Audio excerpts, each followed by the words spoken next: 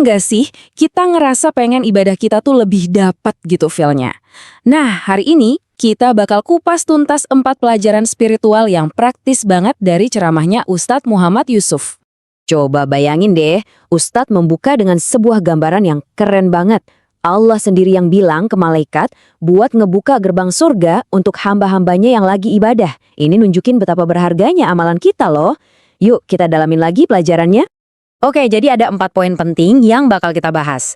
Gimana cara melindungi diri secara spiritual, terus ada sholat khusus yang pahalanya luar biasa, aturan penting pas sholat jamaah, dan terakhir, zikirnya para malaikat.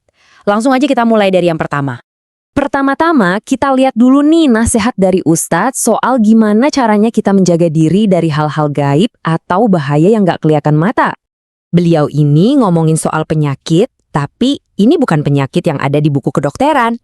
Penyakit ini bisa kena ke siapa aja, dan penyebabnya bukan kuman atau virus, tapi cuma dari sebuah pandangan mata. Nah, inilah yang disebut penyakit ain. Gampangnya, ini adalah pengaruh negatif yang bisa muncul dari tatapan kagum atau iri dari orang lain, apalagi kalau nggak dibarengi dengan menyebut nama Allah. Terus gimana dong cara kita jagain diri dari hal ini? Ustadz ngasih 2 senjata ampuh buat kita. Yang pertama, rutin baca ayat kursi. Ini katanya punya kekuatan buat bikin energi-energi negatif kabur. Yang kedua, biasain kalau kita muji atau kagum sama sesuatu, ucapin Masya Allah atau Barakallah. Simpel kan? Oke, lanjut ke pelajaran kedua. Kali ini kita bakal ngomongin sebuah sholat yang keutamanya, wah, dahsyat banget. Nah, ini sering banget nih jadi pertanyaan. Sholat awabin itu apa sih sebenarnya? Kata Ustadz, ini bukan nama sholat yang berdiri sendiri. Awabin itu semacam gelar, artinya orang-orang yang senantiasa kembali kepada Allah. Jadi gini, biar gampang, sholat yang kita kerjain itu namanya sholat duha, yang kita lakuin di pagi hari. Nah, awabin itu adalah gelar atau status spiritual yang kita dapat karena kita ngerjain sholat duha itu dengan tulus sebagai tanda kita kembali ke Allah di tengah kesibukan. Dan pahalanya, wah, ini yang bikin merinding. Ustadz menyebutkan kalau mengerjakan sholat ini, dosa-dosa kita selama 50 tahun ke belakang bisa diampuni. 50 tahun? Caranya juga spesifik banget dan ternyata simpel.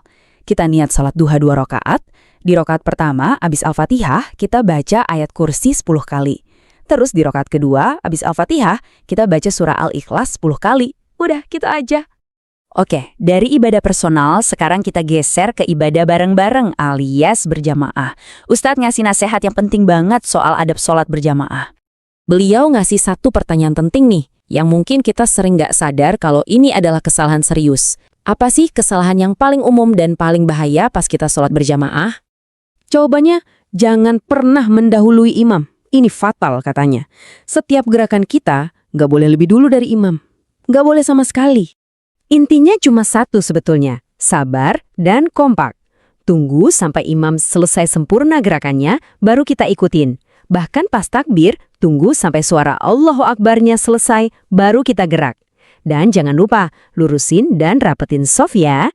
Nah, yang terakhir, ada oleh-oleh spiritual yang indah dan kuat banget dari Ustadz untuk kita amalkan.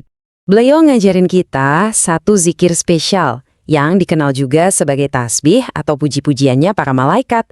Zikirnya indah banget, yang artinya kira-kira, Maha Suci Zat yang memiliki kerajaan dan kekuasaan. Maha Suci Zat yang memiliki keperkasaan dan kekuatan. Maha Suci Zat yang hidup dan tidak akan pernah mati. Maha Suci Tuhan para malaikat dan ruh. Kata Ustadz, dengan rutin baca tasbih ini, apalagi abis salat, ini bisa jadi wasilah atau cara yang ampuh banget buat kita memohon ampun dan menghapus dosa-dosa kita. Nah, dari 4 pelajaran tadi, kita jadi punya bekal praktis nih. Bukan cuma soal ritual, tapi gimana caranya membangun koneksi yang lebih dalam dan sadar sama Sang Pencipta. Pertanyaannya sekarang, dari 4 amalan ini, kira-kira mana ya 1 amalan kecil yang bisa langsung kita coba praktekin hari ini?